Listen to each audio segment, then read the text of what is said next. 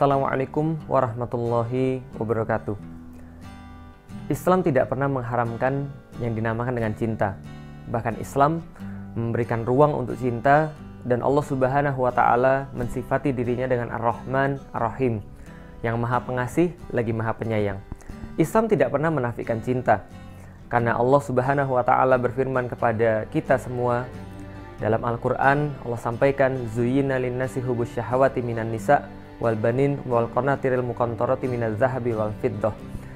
Allah menyampaikan bahwa kita memang dihiaskan, kita memang diberikan sebuah perhiasan, yaitu adalah tertariknya diri kita dengan wanita, dengan anak-anak, dengan emas, dengan perak, lalu dengan sebagainya yang dinamakan dengan mataun hayatid dunia.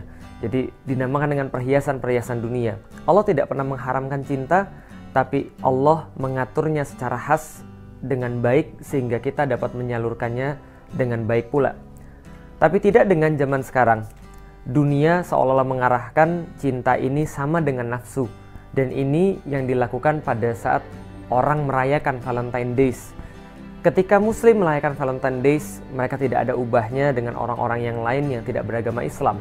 Dan mereka lupa bahwa ini bukanlah bagian daripada perayaan mereka, bahkan ini adalah bagian daripada perayaan yang menyesatkan. Valentine Days pada dahulunya berasal dari sebuah perayaan Romawi yang disebut dengan perayaan Lupercalia. Perayaan Lupercalia ini dirayakan biasanya tanggal 13 sampai dengan tanggal 18 Februari, di mana tanggal 13 dan 14 dikhususkan bagi Dewi Kesuburan Juno Februata. Nah, ketika mereka merayakan perayaan Lupercalia ini, mereka juga merayakan selain Dewi Kesuburan juga Dewa Kesuburan, yaitu adalah Pan.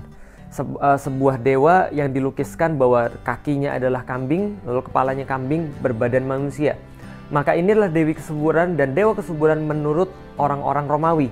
Dan bagaimana cara mereka merayakan kesuburan ini? Mereka merayakan dalam tanda kutip kesuburan itu adalah dengan cara mengumpulkan seluruh laki-laki dan perempuan, kemudian perempuan-perempuan menuliskan nama-namanya, lalu dimasukkan ke dalam gentong-gentong yang tersedia, kemudian diundi, laki-laki akan mengambil namanya, kemudian membacanya, lalu mendapatkan nama siapa, maka akan menemani yang nama yang akan didapatkan itu selama 1 malam.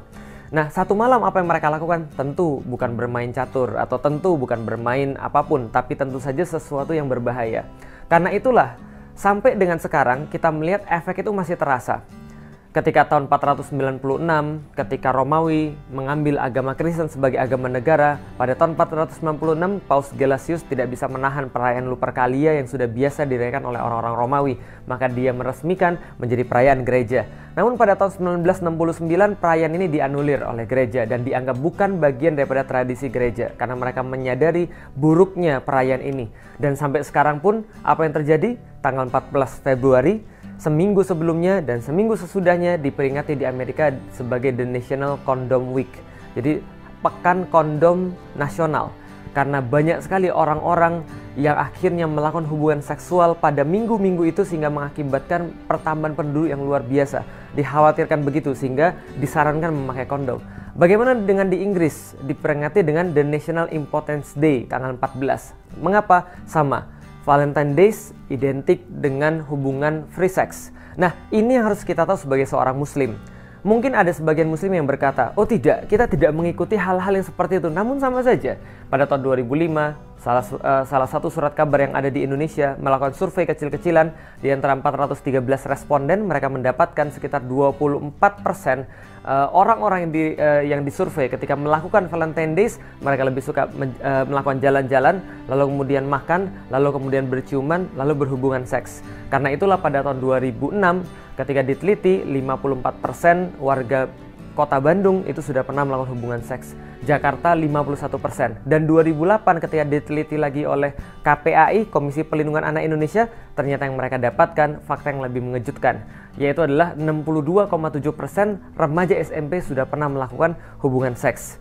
Benarlah kata Rasulullah SAW, man tasyabbaha biqaumin fahuwa minhum. Barang siapa yang mengikuti kebiasaan suatu kaum, maka dia bagian daripada mereka. Dan kita renungi, Bagaimana Rasulullah berpesan kepada kita, kalian senantiasa akan mengikuti sunnah-sunnah orang-orang sebelum kalian, mengikutinya sejengkal demi sejengkal, lalu sahasta demi sahasta, sampai mereka masuk ke lubang biawak pun Anda akan ikut masuk. Lalu orang-orang bertanya, sahabat bertanya, ya Rasulullah, apakah itu adalah Yahudi dan Nasrani? Rasul menjawab, kalau bukan mereka, siapa lagi? Maka Valentine Days bukan bagian daripada perayaan kita, bahkan adalah perayaan yang sangat menyesatkan. Maka kaum muslimin tidak boleh tertipu, ikut-ikutan meramaikan, apalagi merayakannya. Wallahu a'lam bishawab. Assalamualaikum warahmatullahi wabarakatuh.